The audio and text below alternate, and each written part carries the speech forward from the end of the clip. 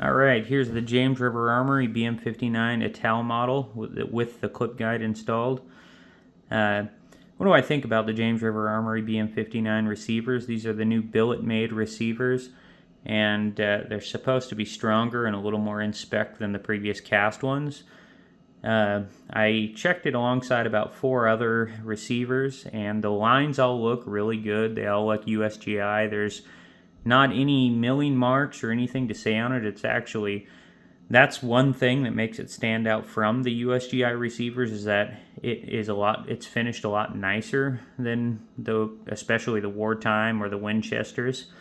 But the lines are really smooth. Possibly it could be really comparable to a late HRA made. Those were really well-made Garands, but I don't have an HRA receiver to compare it to. But the receiver, all the lines look really good. I've measured it various places, and it all measures really well within USGI receiver tolerances. They put the clip guide on just like Beretta did. They drilled a hole in the receiver and welded that clip guide in. And you can see a little bit where they cleaned up the weld on the underside, but I'm sure was seen on the original Beretta receivers as well. But they did a good job of it. I gauged the gas cylinder, and it gauges as new old stock. I gauged the headspace, and the headspace is about 1.632, which is about perfect. I was a little bit worried that they would chamber this a little bit further towards 7.62 NATO, which is about 1.635, but it seems like they didn't. That's really not needed. So yeah, 1.632 on that. I checked the bridge in the receiver to make sure that it properly worked with the firing pin, and it does. It not only smoothly pulls the firing pin away from the bolt face when you retract the bolt with pressure on the firing pin, but it also keeps that firing pin from contacting anything in the chamber when the bolt is not in battery.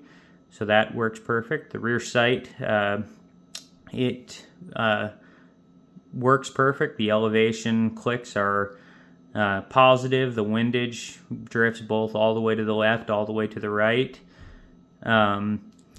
Everything on the receiver looks really good. I'm actually really impressed with it. The stock looks like it's a brand new old stock part. A lot of the parts on this look like they're either freshly converted or maybe redone by Beretta. Also, another part I gauged was the op rod. The op rod, the piston is about 0.5255. So that's pretty much brand new. The tab also measures as brand new, so I would bet it's a brand new made op rod. It's an HRA op rod that, of course, Beretta made new, not James River Armory, but I would guess they made that part and haven't used it in any rifle. I bet it was a new old stock when James River Armory installed it. The trigger guard's a World War II trigger guard that has PB markings on it for Beretta. The bolt is also a World War II bolt that has PB markings on it and BM59 markings on it when they converted it. Everything on this rifle looks really good. Everything is practically brand new, it looks like, from the parts kits they had. I guess the story is a lot of these rifles were freshly rebuilt in the 80s and then put into storage. And of course, sadly, due to U.S. law, they can't import them because they are a select fire rifle. So when they imported the parts kits, what I believe they had to do was cut the receiver in half and cut the barrel in half. And so the barrel is a new made James River Armory barrel, if I didn't mention that, and it looks really good. The chamber is really clean, no reaming marks or anything in it. The bore looks really good. And yeah, I really think James River Armory kind of knocked it out of the park with this receiver. Let me show you some close-ups of this receiver, and I'll compare it here to a couple USGI M1 Garands so you can just see how the lines look. Alright, so here's a Winchester 1940, I believe this is a 42, and you can see, or actually maybe a 40, it's a 44, but you can see the kind of the lines. Then you have my James River Armory here. And then I have a 1945, it's actually an SA-52 rebuild. Springfield Armory. As you can see, James River Armory much closer replicates the look of the Springfield heels. I have another couple Springfield rifles that I compared it to, and it's really comparable to those, but you can see they really did a very good job with the lines. You can also see the lines of the scalloping on the left receiver rail there. They all look good. The front receiver ring also looks quite similar. But yeah, I am really impressed with how this looks here. Let me take you from the other side here. Alright, Springfield up front, James River Armory in the middle, and Winchester in the back. You can see they really did a great job in replicating the looks. You honestly, from a few feet away, if you didn't see the heel stamp, or even if you didn't see the heel stamp at all, you would not know that it wasn't a new made receiver, or that it wasn't an original World War II receiver. It just looks that good. Let's take a look at the markings here really quick. I kind of like their markings here. They're similar to what Beretta did. So it says 7.62 millimeter BM59, and then it has James River Armory, and of course Burga, North Carolina. Their prefixes are BM, and then they have a various numbers for the rest of the serial number. See, it's a PB BM59 converted bolt. But yeah, all in all, it is in excellent condition. I do like back here, I'll show you the PB BM59 markings on the stock. There's also a P stamp on the wrist. So we'll go over the whole gun here just so you can kind of have a better look. The only wear really whatsoever is on this bipod. A little bit. Of course, the sling didn't come with it. That's a sling I put on there. Here's those BM59 PB markings on the stock as well. And then you can see the P on the wrist in there. Yeah, all in all, this receiver is quite nicely manufactured. I really like it. I really like what they did with this clip latch here. So if you are a BM59 aficionado, or you have other BM59s, you'll know this was an issue. The full auto selector went here. So what James River Armory cleverly did is they put a little Allen screw in there that what it does, so with that auto selector removed here, your bolt pin would walk out, and that would actually walk out of the rear of this back here. And then your bolt stop wouldn't properly work, so what a lot of people would do is use like Loctite or super glue or AR-15 dust cover hinge pin to try to get a longer pin to keep this in. So that's a really good touch by James River Armory. I really like that. Kind of see the whole rest of the rifle. It all looks really good. Let's break it down and take a quicker look at the receiver here. Alright, so here's the left side of the receiver here. The receiver legs. They all look really good. You can see underneath here, you can kind of see where that weld is, where the clip guide was installed, but looks fairly good. And while we're in here, you can kind of see the firing pin bridge. And yeah, it is definitely proper. I've checked it with pressure on it, but kind of see, and then it can finally go home. So that's good. See, they use a spring there. I think they're new made. It's a new made spring, I believe. So let's take a look at this side.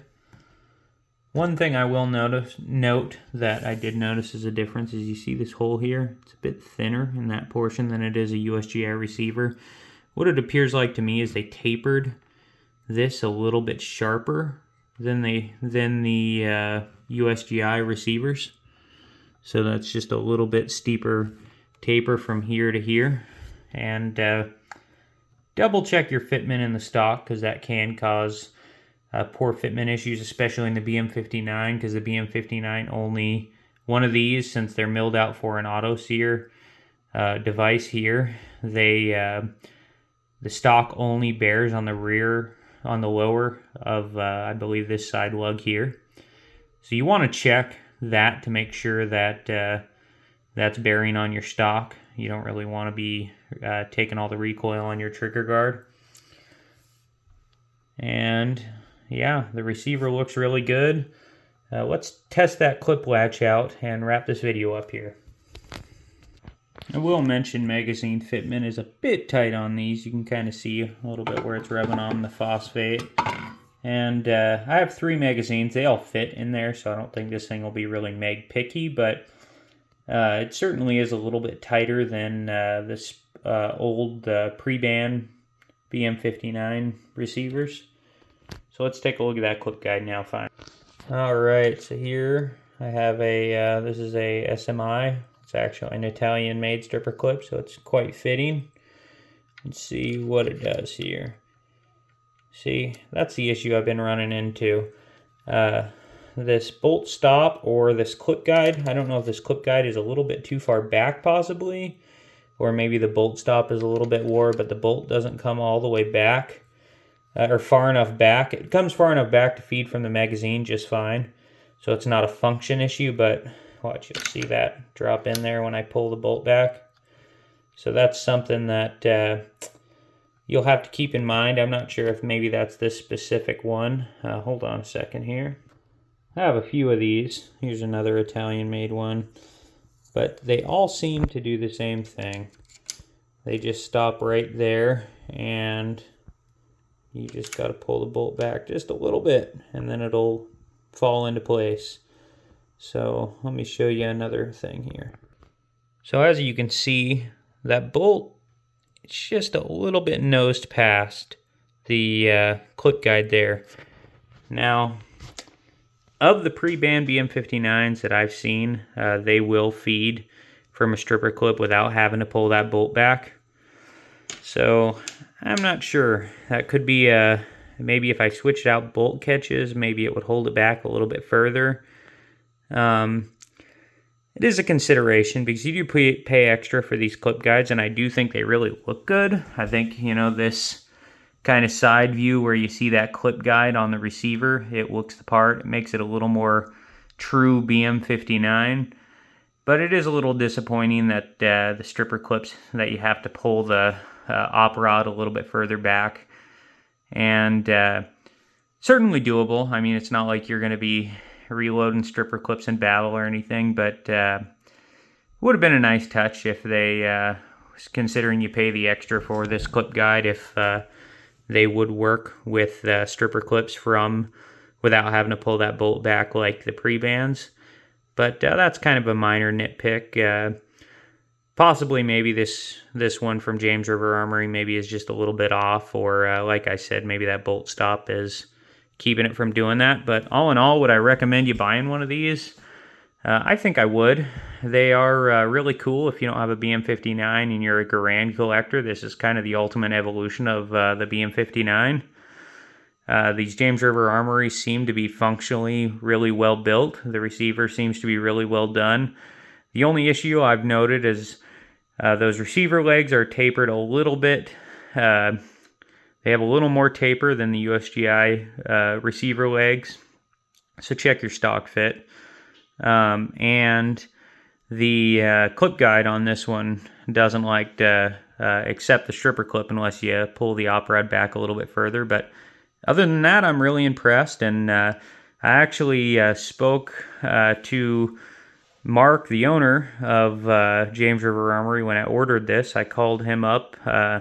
I'd been looking at these for a while, and I wanted one with the clip guide. So I called him up and asked him if he was ever going to do another run of receivers for with the clip guides.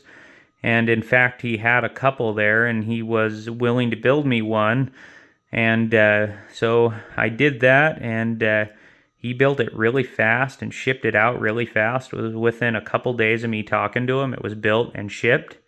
So it was excellent customer service. A really good guy. I really couldn't complain about anything about him. He seemed like he really was a nice guy, really wanted to help you and get you what you wanted. And yeah, really great guy to work with. If you guys have any questions for him or anything, especially maybe concerning this clip guide, maybe call him up and maybe he'll have an answer for you on that. But yeah, I really encourage you guys to go check these out. I really think he's an upstanding guy. He definitely built me a really nice rifle, and I hope you guys enjoyed the video. And if you're a Garand collector, I would definitely get one of these while they're still available. I think he's kind of tooling up for M14 production now.